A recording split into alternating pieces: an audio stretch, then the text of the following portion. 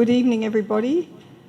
Actually, this evening I didn't expect to have to bring a PowerPoint. I thought it was a forum, a discussion. So I just prepared a few short, brief statements. And now that I'm a grandmother, I have to wear specs. But I thought thinking back over the Kaamatan and over the times I was involved in it over the years, and back to the history of it and what it really means for Indigenous peoples in the contemporary times. And also looking at Unduk Ngadau, what it really is and what it should be or what it can be. In the old days, of course, at the end of harvesting, mongomot, or omot as we say, mongomot, the word Kaamatan comes from mongomot, omot, Kaamatan. I get irritated when I see billboard saying Kaamatan with an E. There's no such word, and there's no E in Dusunic languages like that. And I get really, really angry when I hear people from West Malaysia using Kaamatan. It's Kaamatan or Kaamatan from Mangomot. So at the end of the harvest in the old days, of course, people would relax. And because people tended to harvest around the same time, and you have the system of mitatabang, where people help other people, you'd find families relaxing together and eating together at the same time. And out of this grew like a feast, celebratory feasts in the village. And by 1953, with Dr. Donald Stevens, as he was then, establishing the Society of Kadazans, they decided, wouldn't it be nice if we made this a special event, not just in the village, but at a wider level? So in 1953, at Kampung Tuabon in Penampang, there was a special harvest festival held. And it started on the day before with sports and various presentations and activities, much like we'd have in the Kampung, where we have dancing and music and singing and who's the best dressed lady and this kind of thing. And the interesting thing was, this was a Christian festival in Kampung Tuabon. They had special services on Sunday, the church bells ringing, and it's in line, the idea of a harvest festival is in line with Christian practice and biblical practice, even Old Testament practices, where you give thanks to God after your harvest because He has provided for you. And along with that was the idea of what is rice. And people imagine rice being possessed by the Bambarayan, some kind of spirit, but actually Bambarayan, if you ask the old Bobolian, it is actually the life force in the rice. So, for example, in our Kampung, Inai Songit, she would say, if you go to the forest and you find a place where the horn of a deer or something has been rubbed off and on the ground, that is where the Bambarayan is.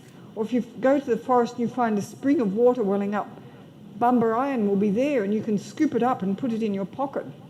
Or when in the hagkal, when say a Bobolian pours out the rice, they can see white flakes in the dust in the air. That's the Bambarayan. Or if you dream when you're sleeping and you dream of lots and lots of eggs and suddenly they start hatching and you have hundreds of chickens, that's the Bambarayan. So Bambarayan is a principle, a growth principle, a principle of a life force in the rice which has been provided by God, the Creator, the Minamangun. And so over time, this grew into an annual festival held in North Borneo, chiefly and originally amongst the Kadazan Dusun.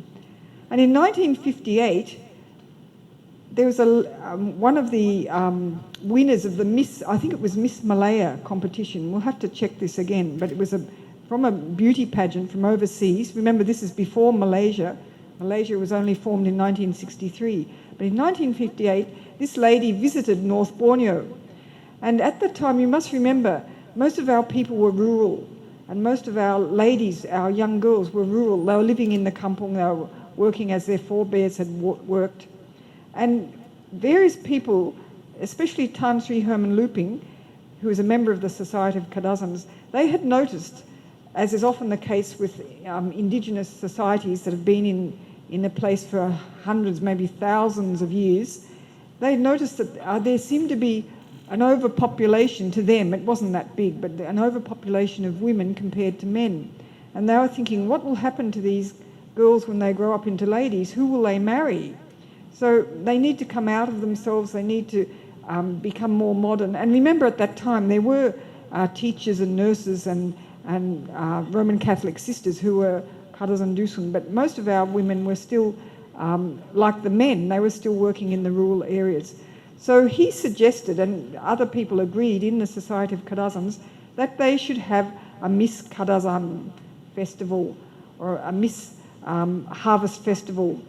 And that was the origin of the modern day Unduk Ngadau. It was actually organised in order to help young Indigenous women who are not yet married, to give them poise and deportment and open their world to the outside world, help them to see that the world is bigger than just the local area.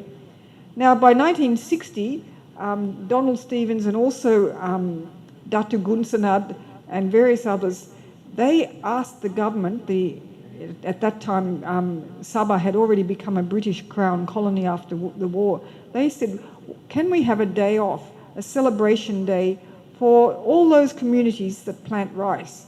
So that was approved, and they had a celebration day. And then the following year they said, can we have this as a full public holiday for everyone in Sabah, regardless of whether they plant rice or not?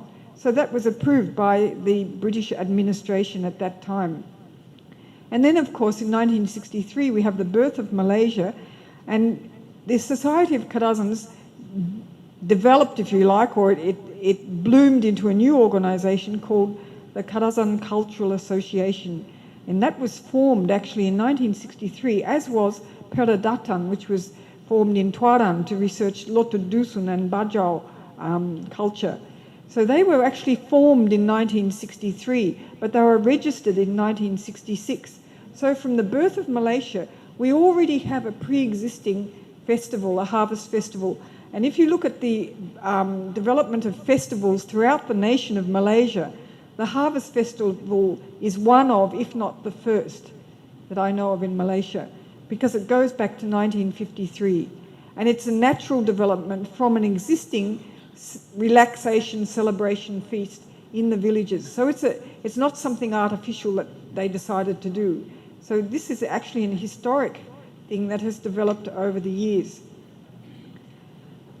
Now, when I first came to Sabah in 1977-78, but when we came back, then we went back, and when we came back in 1982, there had been a harvest festival held at which the local people were prohibited from attending.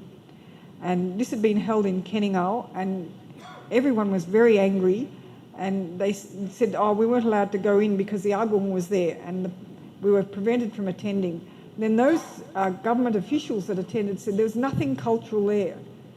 They had parades of tractors. This is what I heard, I didn't see it. Parades of tractors and parades of civil servants wearing civil service uniforms and so on, marching along. And there was nothing Indigenous. And this is our festival. And it was not Indigenous at all. Because by now, the Harvest Festival was not just for the Karazan Dusun, it was for all the Dusunik peoples, for all the Marutik peoples, for all the Paitanik peoples, and anybody else, including Iranun and Bajau and anyone who wanted to celebrate. So Datu Pyran, as he was then, Tan Sri Pyran, my brother-in-law, he said, I will organise a real Kaamatan festival in my village. And so they organised this festival on the grazing land beside the Pagalan River, next to Kampung Karanan. And each mukim in Tambunan constructed their own little house according to the design of the traditional houses that they would have had in the old days. And there was a Miss Harvest Festival thing, and there were some very emotional speeches made, and I remember it very well. More than 5,000 people turned up, and there was tears and there was rejoicing and so on. And out of that, KCA produced this book, which is now a collector's item. If you can still get your hands on this, do get it. They had special presentations of music, dancing from all the districts.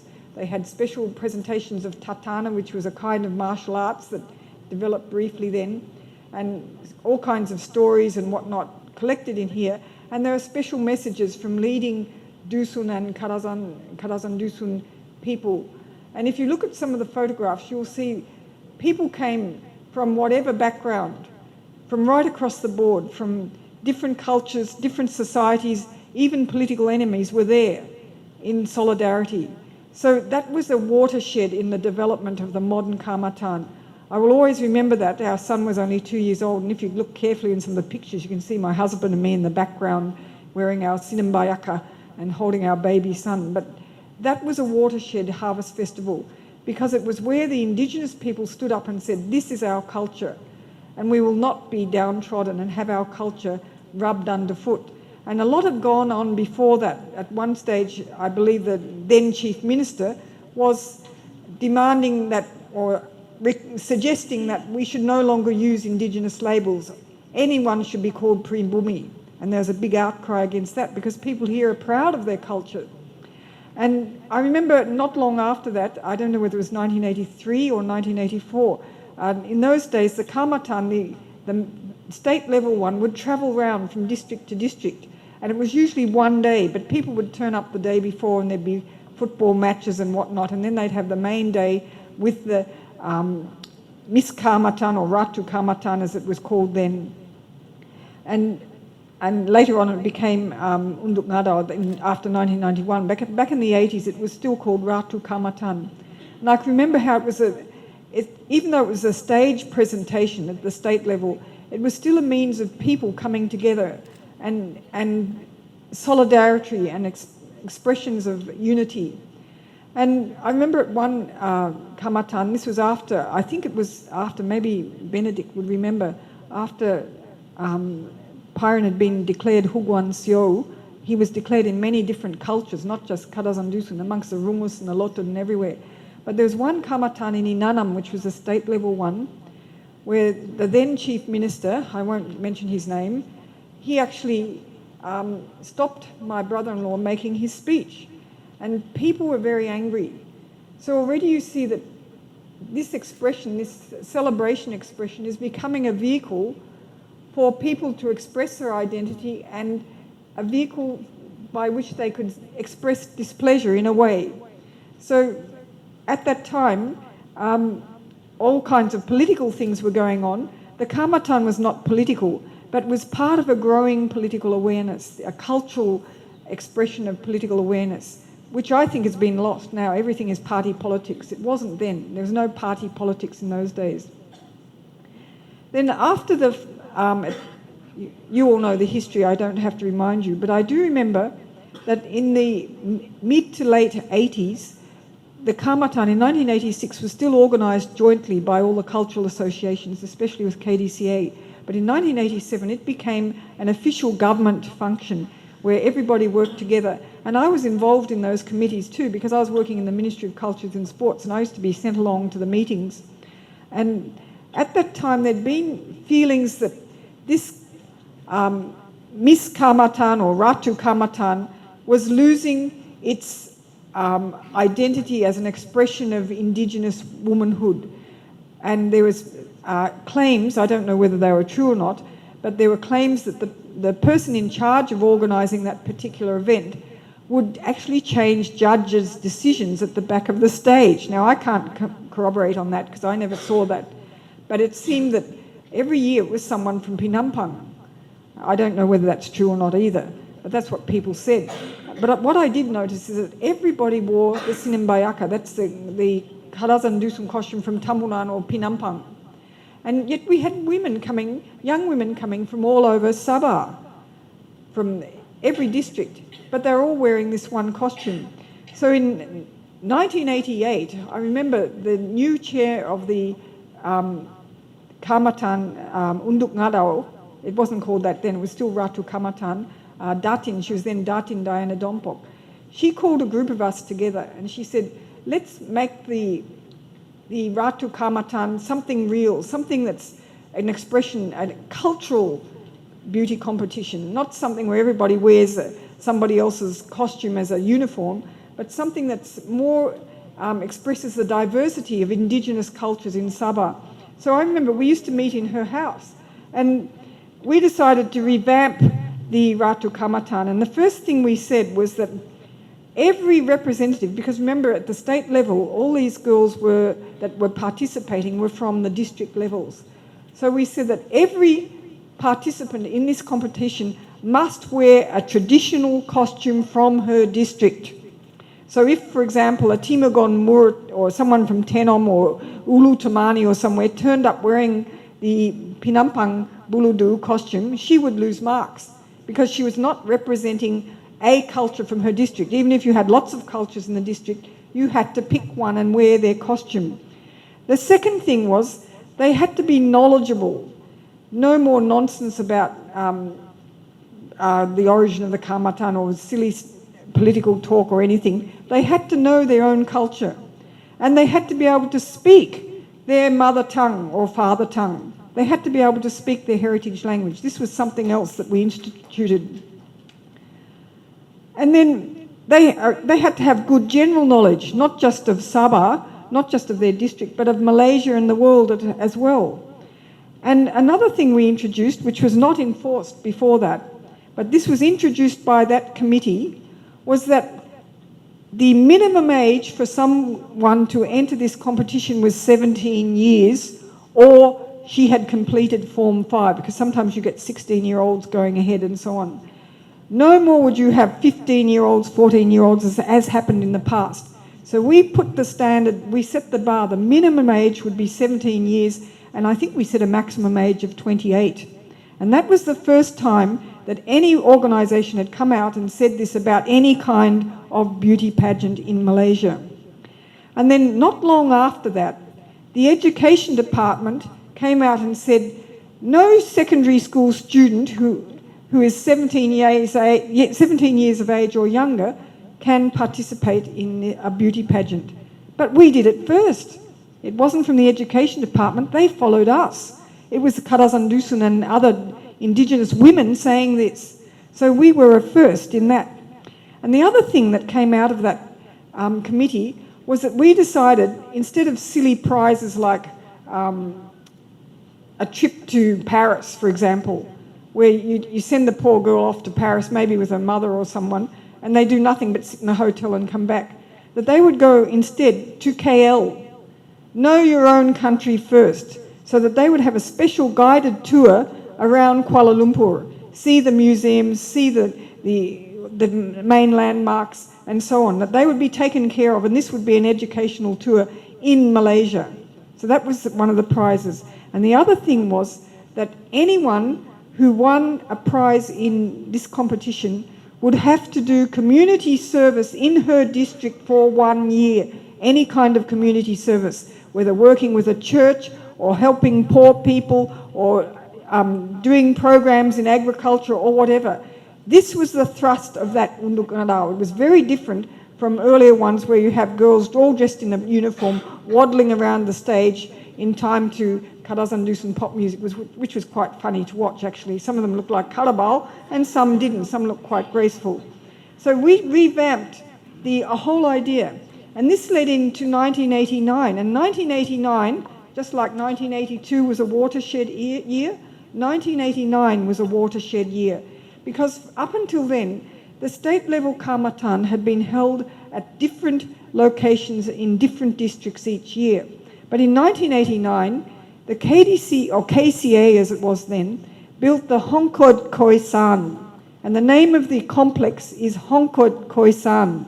And I remember in one of his speeches, I don't know whether it was that year or later on, Tan Sri Paran said, the name of this place is Hongkod Khoisan. It means Pusat Perpaduan, or Unity Centre.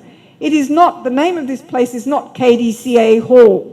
And he wanted the correct term to be used. And I think that we should use that, because that is what it is, and that is what it has become.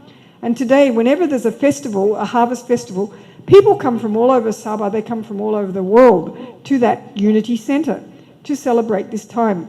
Now, that year, we had the opening of the centre, the Hongkod Khoisan, on the 30th of May. And the following day was the actual harvest festival, state-level harvest festival. And they were 2 full days of celebration, and they were packed. Remember before, they used to have, a half day of football match or matches or sports, and the next day would be a full day. This was when there were actually 2 days, but the first day was actually the launching of the Hongkod. And then I remember the following year, when I was in the committee, we went to meet our chief minister, who was Tan Sri Pyron, and he had this 2-day idea in his head. And I remember Dr. Wilfred Bumburing saying, oh, he thinks it's 2 days because of last year. What are we going to do? So we decided, okay, we'll make it easy. The first day will be outdoors events, so we don't have to use the air conditioner for 2 days and waste electricity. We make it all outdoor on the first day, the second day indoors, with stalls and other things going on outdoors in the traditional houses. And the traditional house thing, we picked all Dusunic houses except for the Murut Lansaran. I remember I was in that committee too. But at that year, 1989, I think we had 6 weeks to get the houses up and built. That was another event which I can talk about maybe at another time. So that was a watershed year when everybody came together. There was a centre set up that could be rented out for any event, but it was specifically for this state-level harvest festival. And after that, from 1990 and 1991 onwards, the name Unduk Ngadau was applied to the beauty pageant. And then, of course, we have all kinds of political shenanigans and so forth and so on. And by 1992, KCA inserted the term Dusun into Kadazan Dusun Cultural Association. But it became an umbrella organisation for many different cultures, not just Kadazan Dusun, but Rungus, Lotud, Kimalagang, Tobilung, everybody under the sun, even those who have their own associations. They would come together for this for this celebration. Now, I want to disagree a little bit with our beloved Benedict. He knows I disagree with him on this point, because I think the interpretation of Huminodun is wrong. I think, based on research that I've done with various Tantagas, they don't use that term, but various Kadazan Dusun, Bobolian and so on. See, the Renite is in pairs of lines, iambic lines. It's a parallelism form. You can find these forms right throughout this part of Southeast Asia, even as far away as Timor-Leste. So that when you refer to God in the Tambunan Renite, Kinorohingan or Kinoringan, his ritual, that's his name in ordinary language. In the ritual language, the ordinary language refers to the human's world, the ritual language to the spiritual world. He's called Kumoinsan, the first. In Pinampang, Kinoingan is his name, and he's called Kinupunan, the beginning. In the Renite, he had a wife, Suminundu or Sumundu. She's called Huminodun in the ritual language, which, according to the Bobolian in Tamunan, means the one who sacrificed. She performed the sacrifice. In Pinampang, the Bobahizan told us, means grandmother of us all. I know there's been a development of the idea of linking Huminodun with the sacrificial daughter in some areas, but I think that's not quite correct, and I really feel that we should move beyond that. And my reasons are because today, the Renite we can find is very different in different cultures and different places. You can't mix the Lotud Renite with the Kadazan Renite, with the Rungus Renite, with the Kimaragang Renite and so on. It's different in different places. But more than that, our women have come a long way. We are no more rural community. There are Kadazan Dusun girls with doctorates. There are Kadazan Dusun doctors who are women, many of them. There are Kadazan Dusun architects. My second youngest daughter is an architect with a master's in architecture. There are many teachers and educationalists and engineers and goodness knows what, who are our young women. And I think what I would like to see for the way forward for the Unduk Ngadau, and I like the term Unduk Ngadau, it does have nice meaning. The shoot that's growing up and it's very straight and pure and clean and can outshine the sun. I think our daughters should do that because we do have gender balance in our traditional society. The women were never downtrodden here. But the way forward, I would like to see a development from that 1988, 1989 Kaamatan to making the Unduk Ngadau more like, less of a beauty pageant and more of a character pageant like we have in other parts of the world. If you look at the Miss Universe and Miss World, they're very much plastic beauty pageants, women parading in swimsuits and in different costumes and so on. But if you look at Miss Australia, each state selects its queen, and her selection is based on how much charity work she did, how much money she raised for orphan children, for the Blind Society, for autistic children and this kind of thing. And I would like to see Unduk Ngadau move further. It's doing that, but I'd like to see it move further in that direction. People are always talking about poverty studies, and there's been several done at UMS, and they're talking about our people being poor. And when you look at the history of our people, they were never poor in the real sense. People with big families were well off because they had plenty of people. Their most precious asset was their children, and they grew up to be good production and labourers for the parents. And as long as you had your land, you had your children, you had everything. Nowadays, much of our land has been taken either by logging in the past or oil palm production, and our people are losing their land, and our people are becoming poor. And when I say our people, I mean everybody, all the anak negeri. We are in this predicament to the point where Chief Justice Tan Sri Richard Melanjum at a symposium, a couple of symposiums ago that I organised at UMS, he was saying in the future, the indigenous people of Sabah will not have any land because there's not enough to go around. And what's going to happen to our people?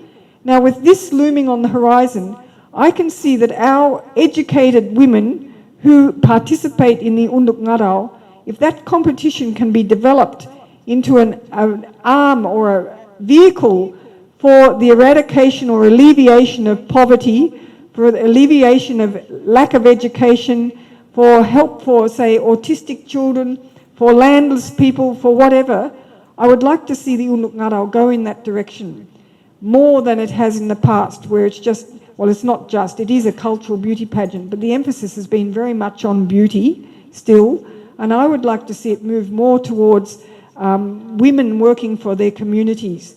And I think this is where KDCA, where all the people involved can really contribute. So many people say, what a waste of money the Pesta Kaamatan is every year, all that money down the drain.